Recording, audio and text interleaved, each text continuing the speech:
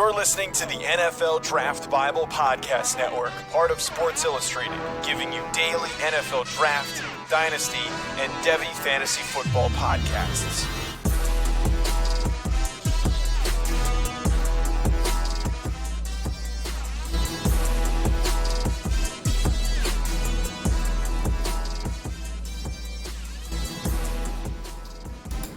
Welcome in to the Devy Seminar. Yes, that's right. It's the Devy Seminar. We have transitioned from our NFL draft coverage, and I'm calling this the mini-mester. I'm going to spend the next 5 to 6 weeks here rotating around with some guests here to join me. John's taking the semester off. He'll be back with us here in June, but I'm your host, Matt Hicks, the FF Educator, and I'm going to be spending, like I said, the next 5 to 6 weeks here going around and doing a Devy preview series, and I am so excited.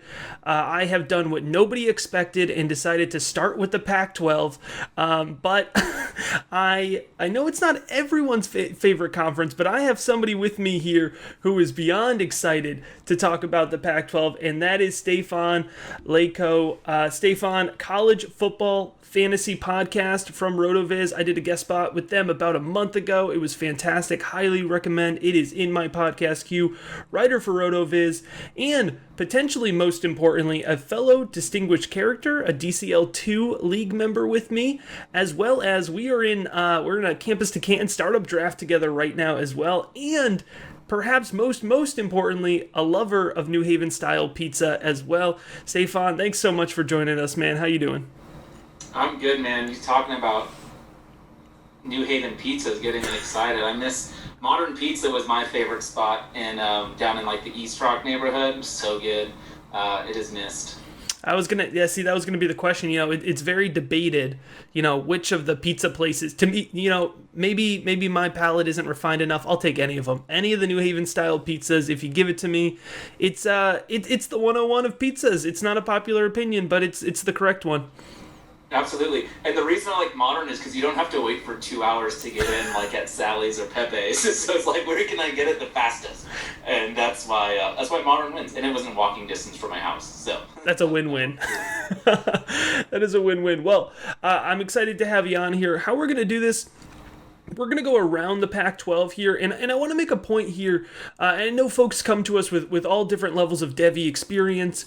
You know, some are newer to it, some are diehards, and you know, we certainly probably fall on the diehard range, but we also make sure to tailor the podcast for folks who maybe aren't as familiar with it. And one of the ways that I think we can accomplish that is we're going to try to hit on every single Pac-12 school and pick up on some major Devy headlines to follow at each school. I think that makes it a little bit more digestible than trying to dig into rankings and you know, really dive into the nitty-gritty of it, because I mean, let's be honest, at the end of the day, you know, Devy leaves a lot of room for interpretation. There's a lot of variability. So I think what's most important for our listeners here in this series, and we're definitely going to hone in on it today, is really just, you know, what storylines to watch, what players do I need to know about, who needs to be on my radar.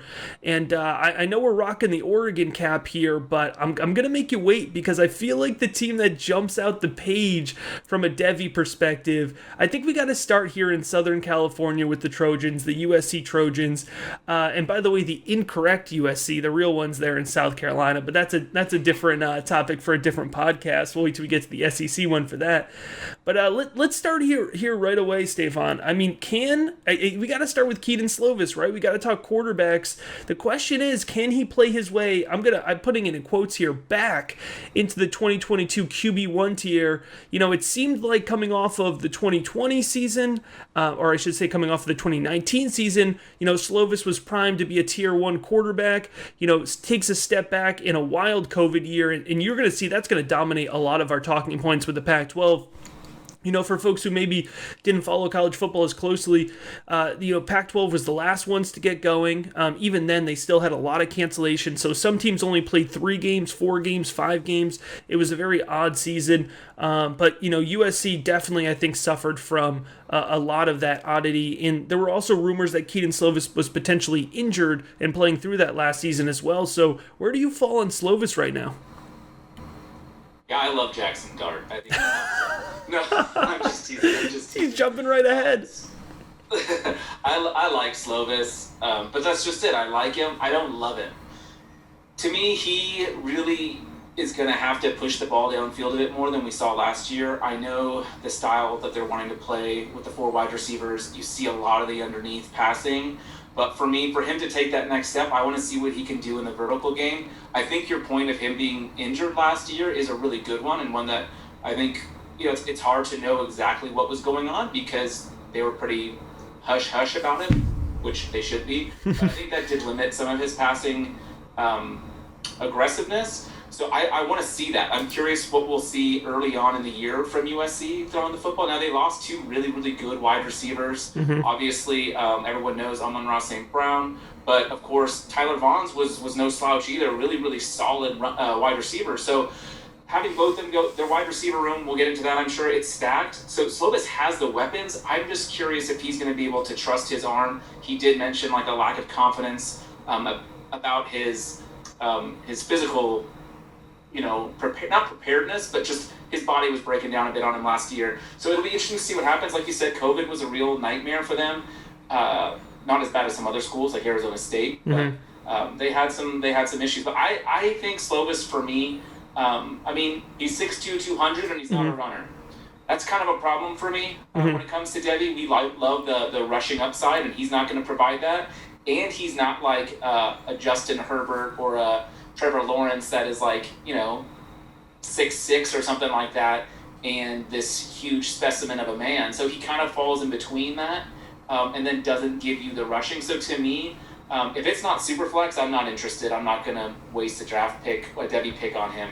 In Superflex, I do have a few shares, but honestly, it's because I'm quarterback needy, and I'm just hoping and praying that he makes the jump. But to me, I don't think he's going to be a Tier 1 QB. I have him as a Tier 2.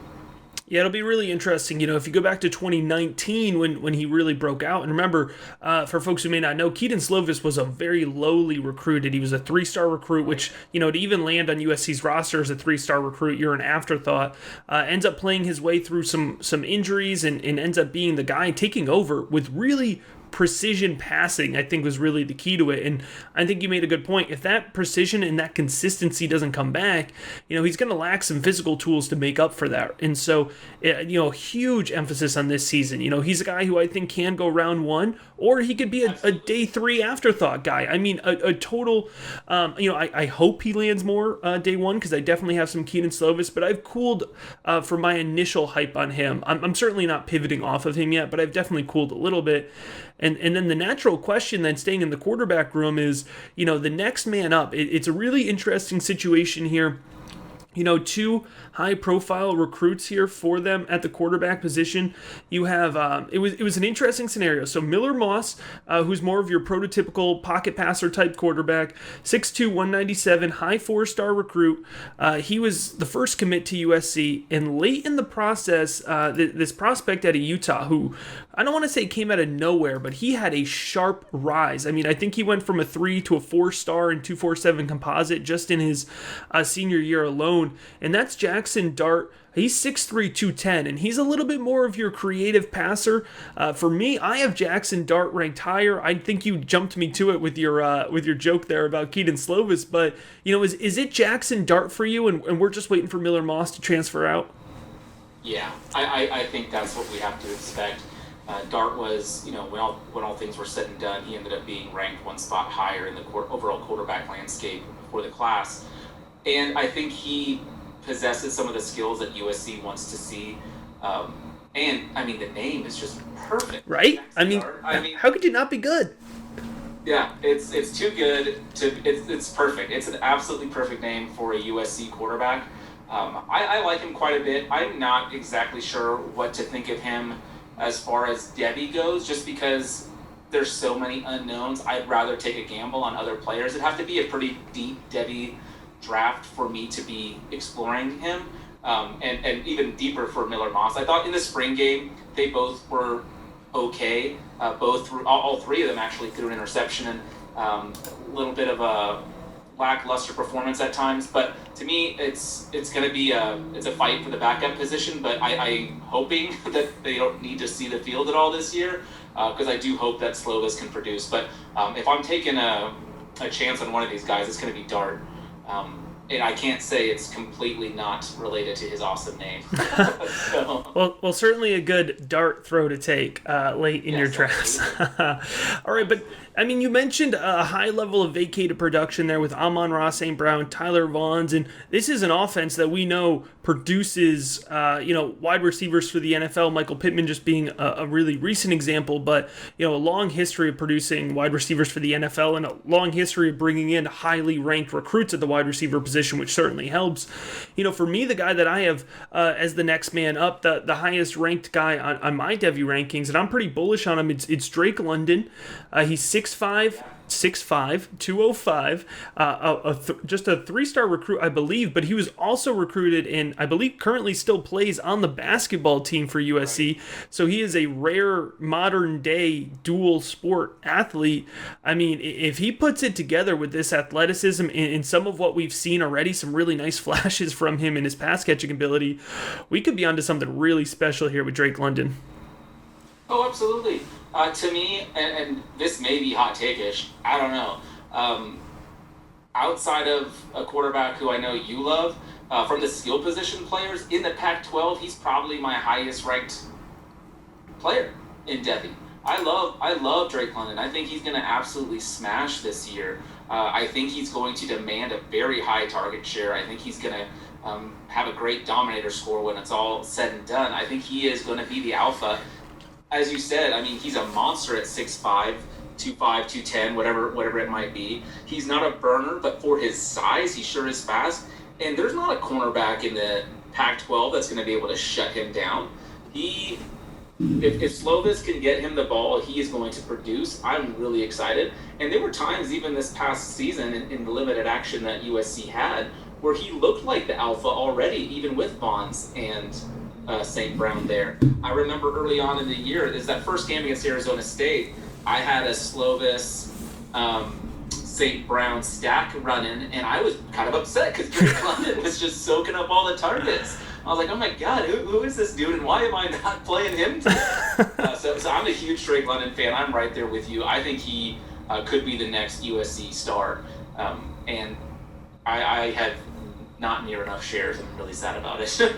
Yeah, absolutely. I mean, you referenced it, and I'm pulling up here my Devy big board, which is available patreon.com/theFFeducator. My top 258 right now on the Devy board, and Drake London is 20 for me, and he's the highest rated non-quarterback Pac-12 player that we're gonna, player that we're gonna talk about that's not a quarterback on today's episode. So definitely somebody in just from what I've seen in ADP, I think I picked him up in the C2C league that we're drafting in now, and I believe that would have been pick 23. So you can get him in the second or even third round I've seen. So definitely somebody who I'm interested in targeting.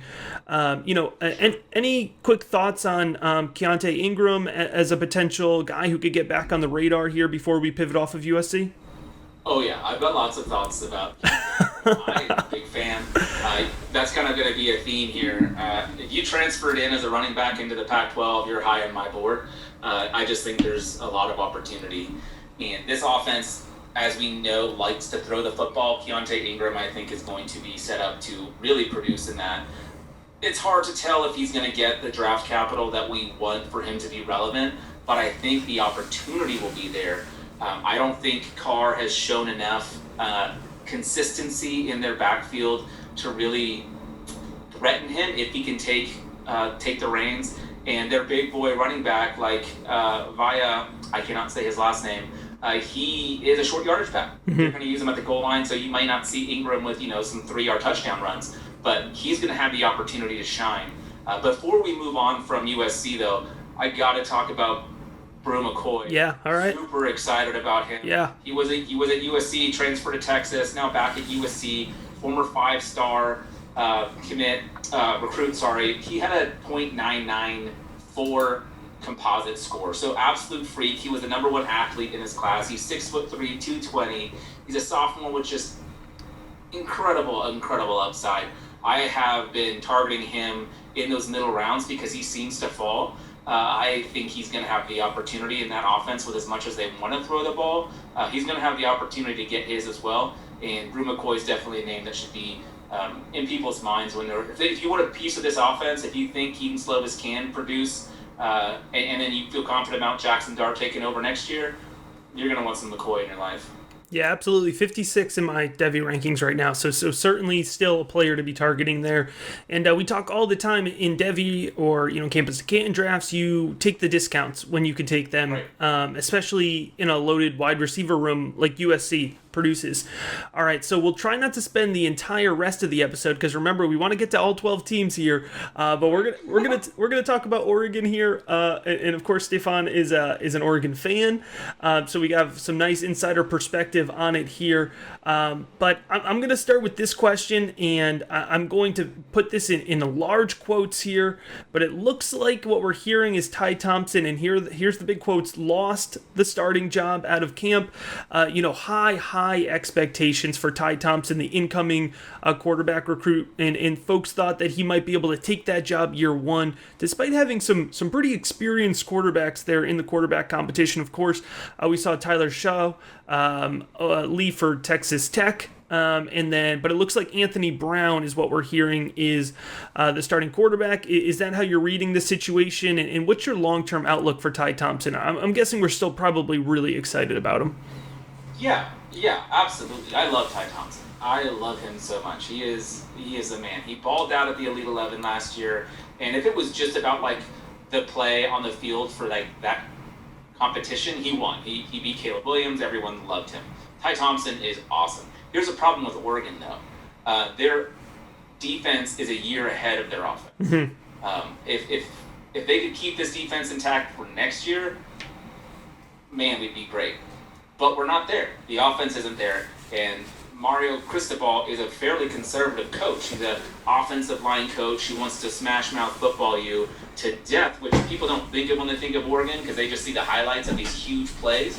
But it's all scheme driven around the run. And they've built that. They've built that under Cristobal. I mean, that's an intentional effort, and it not to cut you off, sorry, but it's a characteristic that defies what the Pac-12 traditionally does. So it's important for our listeners to understand that.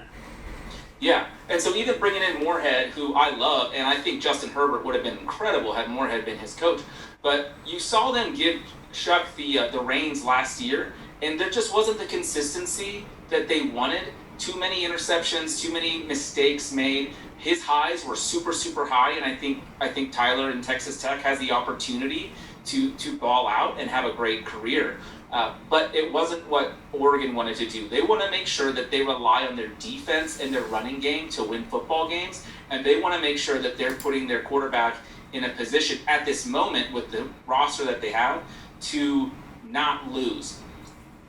Ty Thompson is a question mark. He has all the skill and ability in the world. The sky is the limit for this dude, but they know what they have with Brown. He is a graduate transfer. He was a graduate transfer last year, and then he stuck around another year because of COVID. The dude has experience. We saw he only played in 2 games last year, but it was a Pac-12 championship and their bowl game. So they went to him late because they could trust him, and that's what they're going to want to do. So I don't think this is a statement about Ty Thompson's potential. I think it's a statement about Mario Cristobal kind of being a bit conservative, which as an Oregon fan, I don't love. I would love to see Ty Thompson out there. I think we could have a similar situation, and please don't think I'm saying that Ty Thompson is Trevor Lawrence, but it kind of reminds me of like the Kelly Bryant, Trevor Lawrence situation where everyone was like, man, this Lawrence kid is legit, but Kelly Bryant was the starter that year, and it wasn't until a few games in that they turned it over, and they would do rotational football, and I do expect them. And we saw it last year. They're not afraid to have 2 quarterbacks play. So I do expect them to use both. So Ty Thompson will get his share of play. If you're in a C-to-C league, don't expect any production from Thompson this year. But in Devy, if you don't mind waiting 3 years, you're going to want Ty Thompson because I think he's going to be a stud. Yeah, this that was very long-winded. I'm sorry. No, you're good. This 2024 class is shaping up to be, potentially a really strong quarterback class, and that's always easy to say with an incoming, quarterback class. It's good to get excited about these guys early, but I have Caleb Williams, Tyler Buckner, Sam Heward, and then it's Ty Thompson as my QB4 right now in that group, and we're definitely going to talk about Sam Heward as well when we get to Washington, but Ty Thompson is definitely up there now. Stefan, there's a couple Devy guys hanging around that I once had hoped for and potentially starting to wane on them, and I'm sure our fellow Devy diehards are in a similar boat here. So I'm interested to hear your thoughts on salvaging the Devy values of either CJ Verdell or Mycah Pittman. Can we get there? I mean, if anyone's listened to my podcast with this thing, I love Mycah Pittman. Love him. Dude's amazing. He has incredible body control. He has great hands. Not electric speed, but he can get downfield. He's a really, really good football player. Dude cannot stay healthy.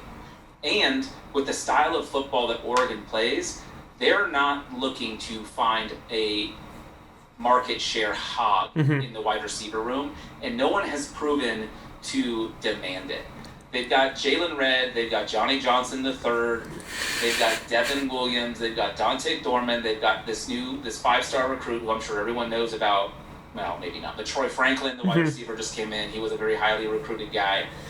They have a deep, deep wide receiver room, and Mycah Pittman, unfortunately, isn't going to do enough this year to get the draft capital that we need for him to be relevant.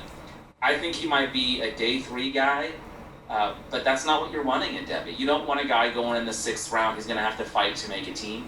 So unfortunately, I don't think Mycah Pittman's going to be what I hoped he would be, even though I do think the talent is there. And maybe if he was on a different team, maybe if he was on USC, where the offense could rotate around, kind of revolve around his skill set, absolutely. But I don't think in Oregon we're going to see him produce. I have a trivia question for you. Oh boy. You ready for it? Here we go. When was the last time Oregon had a wide receiver drafted in the 1st round? In the 1st round? In the 1st round. Oh man. It's a really mean question. It didn't happen, right? Is it a trick question? 1972. Oh no, it doesn't even matter. It didn't happen. Here's the thing we give John Lobb a week off, and he was probably the one guy who would have pulled that out of thin air, and he probably would have been able to answer that trivia question. Yeah, it's just really sad. And the only reason I know that is because Troy Franklin was like, I'm going to be the first wide receiver in Oregon to be drafted in the 1st round. And I like Troy Franklin, but again, this offense, it's hard to see, at least in its current version. Maybe when Moorhead has a quarterback he trusts, like Ty Thompson in his sophomore, junior year, maybe we can see Troy Franklin grow into that, but not at the moment. Any hope left for CJ Verdell or anybody else you want to touch on here with this Oregon offense? Yes, there we go. Okay. Yes, yeah. So everyone loves CJ Verdell. He's the wrong running back to be targeting. If you want a piece of this offense, and this is especially true if you're on a campus to Canton, or even if you like doing DFS, you're going to want to pay up for Travis Dye. Travis Dye is actually the running back that you want to own from this backfield. Like you said, try to find value. Verdell gets drafted fairly early still because he has that name recognition. And to be fair, first play of the spring game, he busted off like a 74-yard touchdown run. So the dude's good. But if you look at their numbers, CJ Verdell had 65 carries last season. Travis Dye had 64. So pretty much an even split. Dye had almost 200 more yards rushing than him. Dye also is involved in the passing game. So they both had 9 receptions. Verdell for 96 yards, Dye for 239. The dude averaged 9.3 yards per touch. I love him. The only problem he has is he has a little bit of a fumbling problem, but I think he can manage to get around that. And I think he's going to be awesome. So Travis Dye is the guy I want. I will be getting him in our C2C league that we're both in. I'm really, every time it's my turn to pick, I'm like, not yet. Well, now I know. You better hope. No, I'm just kidding. I know, right? He's also involved in the return game, which to me just shows that the coaches want to get the ball in his hands. And there are other reasons, like not so much about Travis Dye. Like if you're not in like a super deep league, like probably avoid. But the reason I don't like CJ Verdell is because of Travis Dye. But then you've also got Sean Dollars and Seven McGee in. Seven McGee is also just a good name. Yeah, that's a 24 guy, right? Yep, yeah, he's just coming in this year. So they've got a deep running back room. They also have, I forget his name, Habib Lioko, who's their short yardage back, who will be it's a goal line carry, he's getting it, or Brown will take it in, one of those two guys. So the production's just not going to be there for Verdell to get the draft capital that we were hoping for 2 years ago. Honestly, it's been that long that we've been waiting, and it's just not going to happen, I don't think. All right, well, let's keep moving around here at the Pac-12. We're going to head a little further south here. We're going to go to Arizona State. You mentioned Arizona State, man. That was for the entire state of Arizona, it was a tough football year last year. And, Jayden Daniels, I am high on that. Most of the folks who follow my work know I'm high on Jayden Daniels. Big dual threat ability. I love his arm. I love his legs. I love the way that he protects the ball. I think he read the field incredibly well for a freshman. I mean, was not mistake-free, certainly, but I had a great touchdown to interception ratio. I believe it was 17-2, and kind of carried that forward here in a really weird COVID year. So I'm hoping he has a big breakout year. He's still in my top tier of quarterbacks. I'm interested to hear if you, let me rephrase this. I'm interested to hear you confirm to me that Jayden Daniels should be a top tier 2022 quarterback prospect. Absolutely. There we go. For that. All right. I took him in our C2C league. He's my QB. He's the QB that I'm rolling with. Can I tell you that that's like the one league I don't have him in, and I was like, this is just getting out of control. Like I gotta chill out. Yeah, you don't want to be have overexposure, but he's awesome. I love him, and with that new offensive coordinator Zach Hill, that's in Arizona State, you're gonna see him run the football even more. He's gonna use his legs more than what we saw his freshman year. So Zach Hill, he was there, the offensive coordinator last year as well, but didn't really get an opportunity to really put his mark on the team just with the weird off season, and then just they played against USC and then they had like a month off or something crazy. But I really like him. The only there's two things that I don't love about his NFL prospects. One of them is his weight. He's a tiny little dude, 182 pounds, something like that. So he's not really big. The other thing that I don't love about him isn't his fault at all. Don't love the wide receivers in Arizona State. Yes. Not a great room. They've got some young dudes that they're bringing in, some young recruits. Some JUCO transfers. Yeah, maybe they could flash, but it's just hard to know because we haven't seen it yet. Now, they got 3 years in a row where they put like a pretty solid, as far as from draft capital perspective, not bad. Like we had N'Keal Harry, then we had Ayuk, and then now Darby. So they've been putting wide receivers in the league.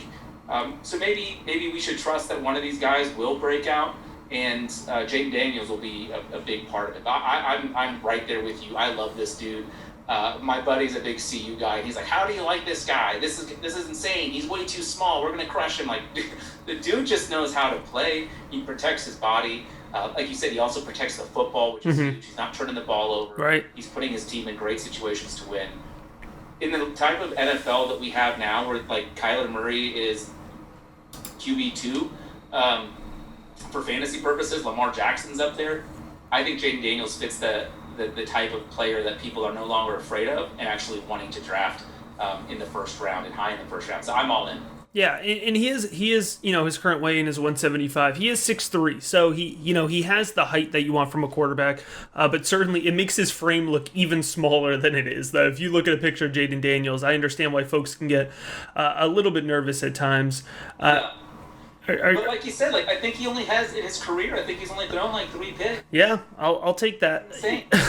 He crushes Oregon every time. Like even if they don't win, he just destroys us. I hate you, but I love you. And like a top 5 candidate for toughest uniforms in the country. So especially when they're rocking their all black. So yeah, that certainly helps as well. Are you buying into the Tranium hype at all? Yeah, is that how you say his name? I don't know. I've been avoiding saying it. That's how we're saying his name on this show here tonight. Yeah, let's do it. No, I like him a lot. Travis May, one of the co-writers over at RotoViz, he loves Rachaad White.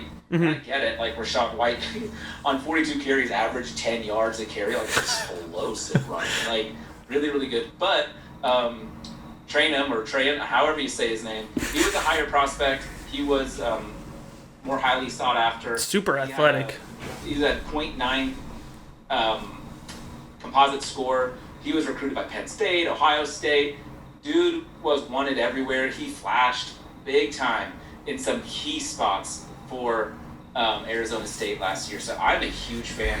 I have quite a few shares of him as well. I like to get a piece of this offense between those two players, again, avoiding the wide receivers. Rachaad White going to be cheaper, but I just don't know if he's got the upside that Trainum has. But I do like both of them, but I think he could be something really, really special. He's 6 foot 220. He can move. He's a big guy, but he doesn't run tall, so he can still lower his pads and get those extra yards. I'm all in on him too. And I feel like I'm all in on all these players. I'm just a Pac-12 stan. Well, I think as we proceed down the show sheet here, there might be guys that you're less all in on, and I guess I did poo on all my Oregon Ducks outside of Ty, though. So I think we're okay. That's true. Yeah. We're a neutral source here. Well, let's move on to UCLA here. I think this is a team with some sneaky intrigue, and listen, I know I am not in the popular camp here, and I was bummed that I did not get him in our current draft.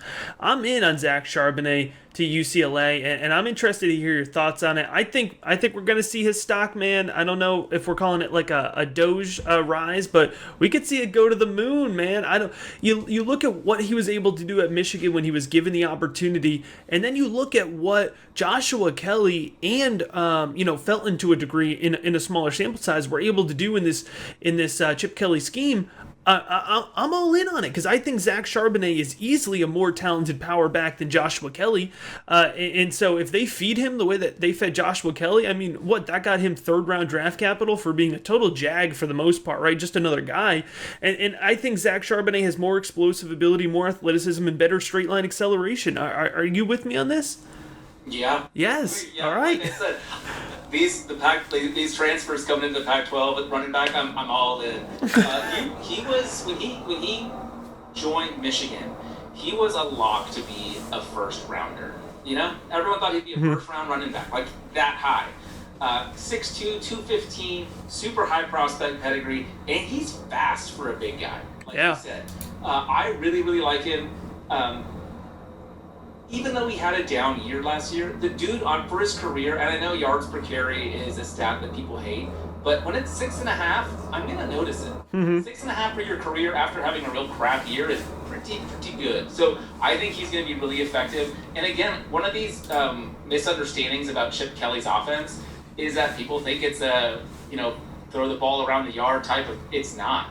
The dude likes to run the ball. Right. He likes to spread you out, create mismatches in open space, and utilize his best players, and that is exactly what we're going to see we'll get into it in a minute, but not only with Zach Charbonnet, I'll just say that. I think Charbonnet is going to be awesome. I actually was listening to a podcast the other day where they said his name was Charbonneau, and I was like, what? And that blew my mind. So now I'm all kinds of insecure about how to say his name as well. I do think Britton Brown is interesting in the backfield. It'd be interesting if they do trust or if they rely on Zach exclusively, or if they do go more of a committee backfield. But again, in college football, that doesn't scare me quite as much as it does in the NFL, because if you're producing, you're going to get yours. Yeah, it seems to kind of be the way that Kelly has gone. I mean, I know Felton got like 75 carries the season that Kelly was there, but I think Kelly got, well over 200 in that same season. So relatively, he seems to be, really kind of a feed the rock to a main back kind of guy. So I have two guys right now. When I updated my Devy ranks, one of the things that I found when doing Devy rankings is that after you get past like 150, I realize it's really arbitrary to put guys in rankings. And so if you're on my Devy big board now and you're outside of 150, I've just labeled you as watch list. You're worth having on the radar, but I'm not going to rank you against the other guys on there. And I have two UCLA guys right now on my watch list. One of them being Dorian Thompson Robinson, who I feel like has been playing college football forever. Yes. And then me too. right. And then I also have the tight end Greg Dulcich. I'm getting that one. I'm not doing good with these pronunciations here tonight, but he's kind of a tight end. He had some sneaky good production there for the really small sample size this past year. Are either one of these guys, somebody who you're seriously, looking into for Devy purposes? Man, tight end is tough for Devy anyway. If it's tight end premium though, and it's a deep enough draft, Dulcich is pretty. He's been producing. The thing that scares me is he was a walk-on. So So he doesn't have that prospect pedigree that you might hope for, but he's 6'4", 240. He averages close to 4 receptions, 74 yards, and 3/4 of a touchdown per game. So not bad at all. But the thing that I really like about him is he averaged almost 20 yards a reception, 19.9. So the dude wild. is a downfield threat, and that's what you want from the tight end position, because if you're only going to get a couple of targets and a couple of receptions a game, well, let's maximize those with some yards. Right. And he's shown that he has the skill set to do that. So I'm extremely curious. I wish he had a higher prospect kind of profile, and I wish he would have been a 4-star, and all the big schools were looking for him, but they weren't. As far as DTR goes, he kind of reminds me a little bit of, I think if Chip Kelly can utilize him the way he did Dennis Dixon back in Oregon. Sorry, I'm sure not very many listeners are going to remember him. No, I got it. I actually... He was the guy there right before Mariota, and I was a big fan. And I was one of those idiots who's like, why is he leading? He needs to stay. But then everyone's like, no, trust us. Marcus is going to take over and everything's going to be fine. But Dennis Dixon was really, really athletic. He could really... he could run the ball, he could throw the ball, he could do absolutely everything, and he knew how to utilize space. So that spatial awareness piece, I think, is huge. And I think Chip Kelly, now in DTR's senior year, is really going to be able to use that. If you look at the numbers, man, DTR's quarterback rating has gone up every single year. So I think he has the capability to really shine this year. I think UCLA's offense is low-key exciting, kind of like what you said, like kind of a dark horse in the Pac-12. I'm not expecting huge things, but I think for how kind of sketchy things were at first at UCLA and the question marks we had after that first season with Chip Kelly, I think he's kind of putting it together now, and I think UCLA could be really good. Yeah, I think we got a little something brewing there in the Pac-12 South. There could be some pretty good competition there. No, go ahead. No, I was going to say, man, watch some tape on Dulcich, and you see him lining up, like, split out wide, like, foot on the line, just taking off and just eating cornerbacks alive. It's pretty fun. I know what I'm doing later. All right, let's flip it on over. We'll head to NorCal and we'll talk about Cal here. I got Chase Garbers. That's really all I got from Cal. And, Chase Garbers annoys me. I talked to my scouting guys, and what I'm hearing from the scouting team, and there's guys that like him. I think this guy, he's just mediocre enough to be a day 2 NFL quarterback. You know what I mean? Like, he's just fine enough where I think the NFL is going to like him. They're going to take him in day 2, and he'll never see the field. But, he'll end up on some fantasy rosters because he had day 2 draft capital as a quarterback. And we'll get too excited, and I don't know. Is that how you see it with Garbers? Is there any upside to his game? One stat really, really sticks out to me. Well, 2 things really. He's a senior, and so he, final year probably. But the one that really jumps out at me is a 5.6 adjusted yards per attempt. That's really, really, really low. That's not good. Poopy poops. Yeah. People give Alex Smith a hard time for dinging and dunking when he was doing that. He makes Alex Smith look like Mahomes, like going deep. Yeah. This dude does not. He does not push the football. I mean, a lot of flats, a lot of screens, a lot of in the flat. I should say when you watch Chase Garbers tape. Unfortunately, I've watched some games of that already. Yeah, and he's like the opposite of what we were talking about with Jayden Daniels, where this kid has thrown half as many interceptions as touchdowns. Right. So I don't like that. Right. So I want nothing to do with him. I'm not going to use him one time this year in DFS. I'm not going to have him on any C2C teams. I wanted to like him. I was excited about him this time last year, taking the step as a junior, but it didn't happen. He kind of regressed, and I'm not interested at all. Yeah, I'm there. I'm glad we're on the same page. Anything else on Cal before we head on and talk about your buffs? I think, yeah. I think Cal is going to be a better real football team than anything for fantasy sports or like if you like placing wagers against the spread, which Matt and I talk about on our podcast. I think Cal might be a sneaky play. A lot of times, I think they're going to be a good team. I think they're well coached. But for the purposes of fantasy football, no thank you. All right. Well then, no thank you for us. All right, let's head on over to Colorado here. I've got a couple guys, just kind of on my watch list from Colorado, but I'm actually going to pitch it to you to start because I know you're more honed in on the program. So I want to see if who I'm watching is who you're watching and see if we can get some confirmation bias there. So, in terms of this Colorado, football team in general, who are kind of the guys that might pop from a Devy perspective? Yeah, I think it's going to depend what happens this year. So we all know that Verdell took over so late in the year because all of the Michigan State nonsense that took place. So he didn't really have time to recruit anyone, bring in a whole bunch of coaches. So he kind of just rolled with what he had. So I'm curious what that's going to mean for this year. Sam Neuer, I thought did a fine job as QB, but not a great job. He now has a shoulder injury, so I don't even know. Like, he just had surgery. He didn't play in the spring game. I don't know what he's going to do.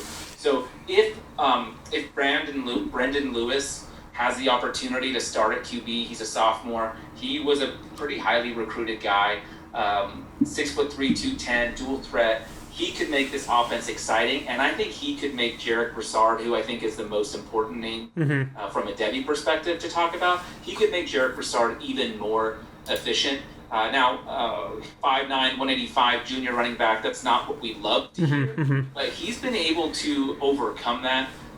He led the Pac-12 in both rushing attempts and rushing yards. I think maybe even all-purpose. No, someone else did all-purpose, but rushing attempts and rushing yards. 156 for 895 and 5. He was also engaged in the passing game, even with. I mean, I don't know if everyone knows this, but Neuer was playing safety the year before he started at quarterback for CU, so that should tell you something. But Jarek Broussard's definitely a guy that I think can produce at the college level in C2C. Leagues, those campus to Canton leagues, definitely you're going to want to share of him. I think there's enough there for some deeper round Devy interest, at least for me. I could be seeing, we were talking earlier, I went to CU, so they do have a soft spot in my heart. So maybe I'm seeing things incorrectly. I'd love to hear your thoughts on Broussard, because maybe I'm absolutely crazy. No, I mean, he's the guy, that, I honestly, from Devy purposes, I don't think there's much here with Colorado, but, he's one of the two guys that are on my watch list at this point in time. You can't ignore the production. The production looks fantastic, but like you said, undersized running back, we start to get into scat back type territory when we're projecting them to the NFL, which is never where you want to start as a prospect, right? If you get there, you get there. But, that's kind of the main guy that pops out to me. And then, of course, the younger Chenault brother is always just an interesting, storyline to look out for. But, are we going to get an emergence here of that? I mean, the problem with Vontae is he is an off-the-field problem. He had a DUI last year that led to a suspension, came back, and then had another violation in February where he was driving without a license and speeding and all this kind of stuff. So just the off-the-field problems kind of scare me off of him because he's not as talented as his big brother. He's not as versatile. LaVisca was lining up at wide receiver. He was lining up at running back. He was even lining up at quarterback. Yeah, he was. The things that, that's why people were interested in him. Right. Vontae doesn't have that skill set. I don't think he's worth risking. Because at this point, you're talking about, let's take a dart throw on him. His brother's in the NFL. Who knows? But between just the lack of, what I think the lack of versatility and skill set and the off-the-field problems, I'm not going to touch him. Someone that I do like, and I don't know if people know this, but Jerry Rice's son, Brendan Rice, plays for CU. Oh, wow. He had just an awesome game against Utah last year where they kind of unleashed him. He had two just massive, 60-yard plus touchdowns. Someone to watch. If Lewis gets the nod at quarterback, Brendan Rice is someone, he's only a sophomore, so he's someone that's going to be on my radar. I'm not drafting him this year, but he's on my watch list, like you mentioned. That I'd love to see what he can do. I don't know if I would be interested if his dad wasn't Jerry Rice, but because of that, he's on my radar, and he did have some really nice flashes last year. Well, that's... Just, think about it. No, that's good that I got somebody else to add to the watch list here. This is always fantastic, and that's what's so fun about Devy in college football. There's so many layers to every team that sometimes it could feel impossible to get everybody, but that's why you talk to smart folks. And he was a 4-star. He was a 4-star Yeah. recruit. He's 6'2", 204. Like he's got the frame. He's got the pedigree. He could flash. Who knows? And we're going to talk about another legacy here after our next team. And I think the Oregon State conversation should be pretty brief here. If you're an Oregon State fan, you might want to skip ahead. Probably just hit that 30-minute, or 30-second fast forward twice. That should probably cover you here. Listen, Oregon State, man, they are struggling. Finished 109th in the 2020 high school recruiting rankings. That's per 247 Sports. 109th. There's 56 Power 5, 58 Power 5 schools or something along those lines. And easily the worst Power 5 conference. They finished below the majority of Group of 5 teams. It's a bad showing for Oregon State. And with Jamar Jefferson gone, I'm not sure we have anything Devy to look at. Am I missing something here? I will say I like Jonathan Smith as a head coach. And, draft him in your head coach leagues. Yeah, and Tristan Gebbia is one tough SOB, their quarterback, but that's fun for Saturdays. It's not great for Sundays, Yeah. So like you said, I don't think there's much here. They have had a history of producing some decent running backs that go to the NFL, but like Jacquizz Rodgers back in the day. Hey. I'd love to see Jamar. I think he's a talented back, but he's gone now too. So, Oregon State did beat Oregon last year, which was really, really heartbreaking. And it was the game that Justin Jefferson truthers just clung on to, right, for like 4 straight months? Oh, he crushed. He crushed our defense. It was really bad. But yeah, I don't think there's much to talk about here. All right. Then we won't go any longer. Stanford's at a really interesting point, I feel like, in their program as well. But one guy we didn't get to see last year, we thought we might. I'm sure the shortened season played into this. We were talking about legacies earlier. We have E.J. Smith, of course, the younger son of Emmitt Smith, who surprised many when he chose Stanford. He was in line for some of the more, nationally high profile, not that Stanford isn't a high profile school, but he talked about it being an academic decision on top of a football decision. EJ Smith could have gone to most programs in the country when it was his time to be recruited. So I think we were expecting to see a little bit more of him, but from your perspective, I'm certainly expecting him to be the dude there for Stanford this year. Is that kind of what you're keying up to as well? I don't know. I kind of like Austin Jones. Okay. For this upcoming year. Austin Jones. So E.J. Smith did play in 2 games last year, only had 3 receptions, 0 carries. He didn't do a whole lot. But like you said, he was a highly rated 4-star. I think he had like a 95 composite score. He's a good prospect, absolutely, to your point. And Stanford does have a pretty decent legacy of running backs like Christian McCaffrey and others. Never heard of him. Yeah. I actually like Austin Jones quite a bit. He was also a 4-star. He's kind of like he's a junior, so like there's some trust there. Mm-hmm. Stanford's fairly conservative on their player development, in my opinion. He's kind of a Duke Johnson-esque type player, where he can really he's a really versatile back. So I think they'll want to utilize him just with Jack West now taking over the reins at quarterback now that Mills is in the NFL. I think they're going to want to be a little bit more safe. And Austin Jones just provides that with his experience. He had 550 and 9 touchdowns last season in only 6 games. So he really produced at almost 100 yards and 1 1/3 touchdown per game.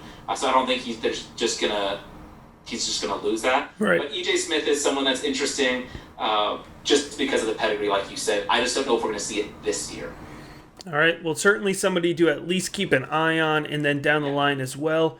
Moving on to Utah here, can we please just talk about Brant? And here's another one I'm going to get wrong. The tight end, is it Kuth? That's how I say it. Okay, well then that's how we'll say it. Let's talk about him because I hope we don't have to talk about Charlie Brewer too much. Dude, I hate to tell you this. I love Charlie Brewer. Oh my gosh! I loved him with Baylor. I thought. Well, he's a fun college quarterback.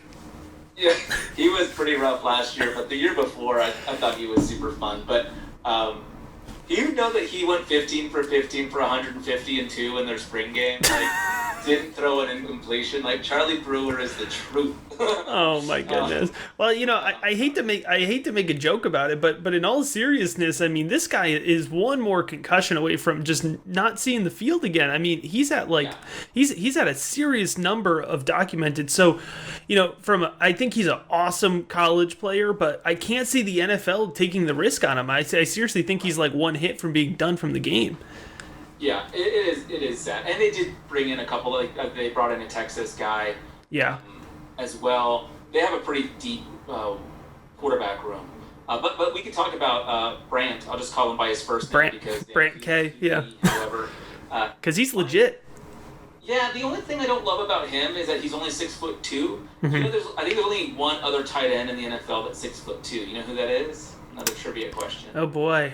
It's going to be Kylan Granson. He was undersized. He was recently signed by one of my favorite football teams. Talking about Mr. Tim Tebow. Oh, jeez. Oh, jeez. Remind me to never go to trivia night with you. Yeah. Anyway, so 6'2", 230 makes me a little nervous just for the NFL. Mm-hmm. I'm curious what NFL execs will think. I mean, we saw what happened to Brevin Jordan this year, someone who is not an elite blocker or even a good blocker, fell forever, and now is in Houston, where he will never be what we were. Break out and ball out. Yep. All right, we agree. Anyway, but to your point, Brandt has produced. I think he's been a great security blanket more than a vertical threat. But in Stanford's offense, where they do utilize a lot of the short passing game for the tight ends, I think he could put up numbers. I think he'll get drafted. I just don't know where. So I'm not as high on him probably as you, but I would love to hear why you love him. Yeah, I mean, the profile, it's always tough. It's always tough to profile out tight ends to the NFL, and then you have to extrapolate what works with fantasy. So, I think from a fantasy perspective, you have the pass catching ability, you have the athleticism. We've seen some pretty solid production there, and then for me, there's not much to pull the targets away from him this year. So I could see him having another great season. But you're talking about the profile. We've been seeing that. Here's the challenge: we've been seeing these guys get drafted. Right, like DeGuara 2 years ago and Kylan Granson this year, but where do they get put when they get drafted? Is it these H-back hybrid type roles, and that's what ends up killing them? So, he's a fun guy to watch. We'll have to see not only when he gets drafted, but where he gets drafted and where he gets placed, because that's probably going to have more of an emphasis than, necessarily his skill set will. Yeah, I agree. But I do think Jack West won't hurt him. I think West is a pretty solid quarterback. He was number 10 in his class. He had to wait behind Mills. He's ready to go. Probably only have 1 year, but I think he's not going to be there. If Stanford's offense is terrible, it won't just be because of their quarterback play. I think West is going to be just fine. All right, let's move on to Washington here. We got 3 teams left, Washington probably being the biggest of the 3. Sam Heward is the big incoming quarterback recruit. For a lot of folks, similar to what we were talking about with Ty Thompson earlier, we thought Heward was going to be able to win the starting job. He had an interesting situation. I believe he played the first half of his spring high school football season because it had gotten pushed, and then he tried to come to spring camp and win out the job. It's an impossible situation for anybody to try to learn the playbook and catch up like that. So it looks like we're set for 2022, potentially when he could join not only Ty Thompson, but potentially Caleb Williams at Oklahoma, assuming Spencer Rattler goes to the NFL. And we could be looking at this storyline, Heward versus Thompson, in a really the two I would say are the 3 powerhouses there in the Pac-12 right now. Is this somebody that you have pretty highly regarded as well? Yeah, I've got him right behind Ty Thompson. Of course you do. Of course you do. Yeah, you mentioned in the show doc, you mentioned a rivalry. That the rivalry between the Ducks and the Huskies, and I just had to remind everyone that since 2004, Oregon is in the lead 14-2 head to head. So but no big deal. No big deal.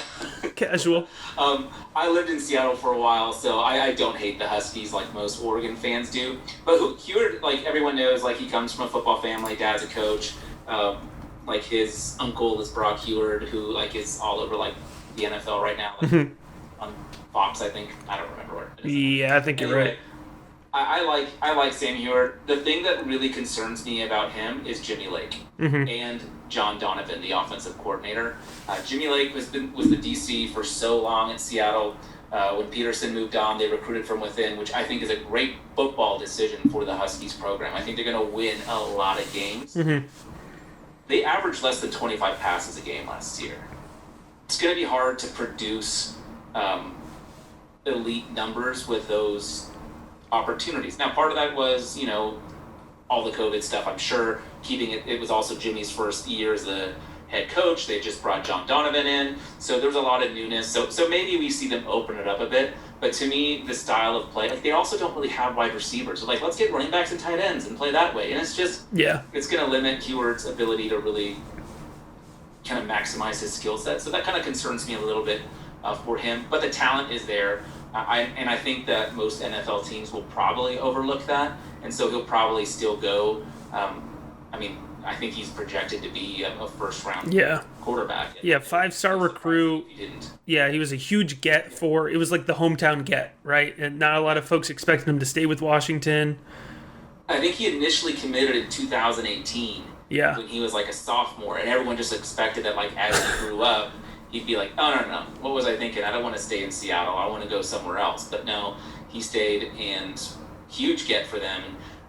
One of the things that also concerns me is Washington's brought in a lot of pretty good quarterbacks, and they just haven't panned out. They have not become great. A lot of these guys, like Jacob Eason, Jacob Sermon, Eason got drafted, but and he was great. I think you and I are the only people who know who he is still. Because we still have him.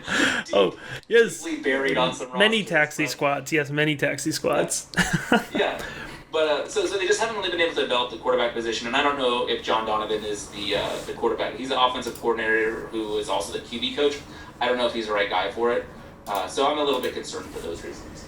Yeah, and, he's got some interesting, he or whoever's throwing the ball, has an interesting tight end target here in Kedon, 6'5", 246. Otten was a guy who I think was flirting with the 2021 draft, ends up coming back with a productive season. I think he could push himself into the probably top 5 of the tight end rankings, I would think, in the 2022 class. Yeah. He led the team in receptions and yards, he led the team with receptions with only 18. So it's not like they only played 4 games or something, so it wasn't crazy. But I like him a lot. I think he has a really, I think he is what I always hoped Hunter Bryant would be. Oh boy. I was a huge Hunter Bryant fan. You and me both. I think Cade Otton's going to be really good at the next level. He's a very complete game, and he's 6'5", 240. He's not a small kid. So right. He can move people, and I think that his game will translate to the NFL.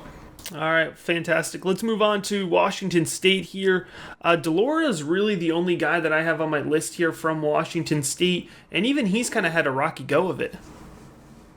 Ooh, that's interesting. I'm going to have to ask you about someone in a second here. Yeah, Delora, the problem with him is similar to Vontae. He's just kind of making some stupid decisions. Yeah. He had a DUI. He's been suspended. He wasn't able to play in the spring game because of it. So Jarrett Guantano transferred from Tennessee. Jeez. He's fighting for a spot, which that should tell you enough about the quarterback. Hey, listen, if Guarantano is the quarterback for Washington State, I got some bad news for the Cougar fans in the room. All right, it's I promise you it won't be pretty. Well, but yeah. Oh boy. Cooper's a 4-star recruit who could be okay, but yeah, Delora to me, he has some moments of absolute brilliance where man, this dude can really play well. He's got great athleticism. He's a very creative football player. He could be extremely exciting, especially in a RotoViz's offense. Right. But I'm not going to take a shot on him because I don't know if he's still going to be on a team 2 years from now because he just doesn't have the maturity. And we all know diva wide receivers is the thing. You don't want your quarterback to be that way, really. And if they show it this early, it's just not a good sign. And listen, it's college kids grow up, right? And people grow up. People in general grow up. But it's not, we aim for less volatility in Devy. You know what I mean? Like the less volatile you are, the better you are as a Devy prospect because it's hard to hit anyways. So you don't want that type of volatility on your Devy roster. Right. So you're totally out on Max Borghi? I put Max Borghi in this place in my mind where I totally repress him. I mean, I was hating on Max Borghi when Max Borghi was a thing. Like, he's not good. I don't know. I don't know what to tell you. He's not, like, for Devy purposes, he's just bad. Yeah, Matt liked him for a long time, my co-host, and I was like, yeah, I don't really see it. Like, he's tough. Like, he's a tough runner. But I was not as high on him as everyone else. Yeah. So then when you just kind of bypassed him completely, I was like, wait a second, am I going to be the high guy on Max Borghi in this conversation? But no, I don't want either. I don't want him either. It's relative. Don't even put him. He's not even on the watch list. I'm uninterested. He probably should be, but I don't care. All right. I have 0 shares. And I intend to keep it that way. Last team here, it's Arizona. I mean, So we're done with the podcast. So, you know what, Arizona, you're better off than Oregon State, but just technically, Jamar Joyner. I think I would have liked Jamar Joyner better if he had transferred like he originally intended. They talked him into coming back. I was a Grant Gunnell fan. I think I am maybe even more here. He's with Memphis now, but that's going to be a different episode. The wide receiver, Jamarcus Joyner, he's worth watching, but who the heck's throwing him the ball? Yeah, Will Plummer. Yeah. Ooh. I actually, like, when I was thinking through, like, you would ask me, like, what my thoughts were on Joyner in the show doc, and that's what I wrote down. I wish he would have transferred. Yeah. Because he's anything. Or declared, even. Like, he would have gotten crap capital, but capital, is that what we can call that? Oh, I like that. Coin that. Trademark. Yeah. But, like, he's just not going to be able to do much. Like, he might have, like, all of their receptions, and it still won't be enough. I didn't love the Jed Fish hire for Arizona anyway, coming in for Sumlin.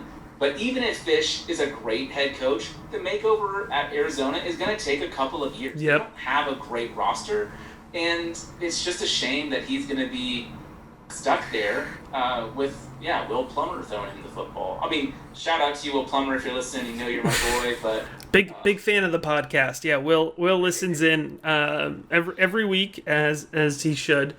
But I mean, I'm unfortunately not excited about Joyner just because of I just don't know what he's going to be able to do there. Yeah, it's tough. I mean, 16.2 yards per reception in 2019, 34 receptions for 552 yards, 5 touchdowns, and that was in a horrible offense. A bad offense in 2019, a horrible offense in 2020, and he comes back. So I don't know if he just wanted to be there, but 6'1", 210. He's got the potential. So this might be a guy who ends up getting buried in the storylines again, and then pops up in flashes when it comes to athletic testing time, and then you're like, who the heck is Jamar Joyner? And you heard about him here back in May of the year before. Yeah, he could have a good combine and get noticed, but he could also not even be invited because nothing happens for them in Wildcat country. Absolutely. Well, Stefan, thank you so much for joining here on the Pac-12 episode of the Devy preview series here. Like I said, we're going to be doing this here over the next month and a half. Starting here with the Pac-12, Stefan, a college football fantasy podcast from RotoViz. It's in my queue. All the RotoViz podcasts are fantastic, by the way. Listening to Travis as well, the Campus to Canton one. I am a subscriber over at RotoViz, so I definitely support the work, writing as well. Thank you again so much. And on Twitter, at Stefan Lako. There you go. For sure. Thanks for having me. My son wanted me to tell everyone to check out his YouTube channel, Dragon Swipe. His mom said if he can get 100 subscribers by the end of summer, she's going to buy him a gaming computer. So let's get him that computer. I'm about to subscribe right now. And by the way, you should give that a sub, if nothing else, because he got kicked off of the internet so that we could stream with some good quality. So he deserves it. It was real fun talking. You're a real crazy man for doing the Pac-12 first, but I can respect it. It's impossible to watch Pac-12 games, so at least we can talk about them. I'm glad that Larry's gone. So.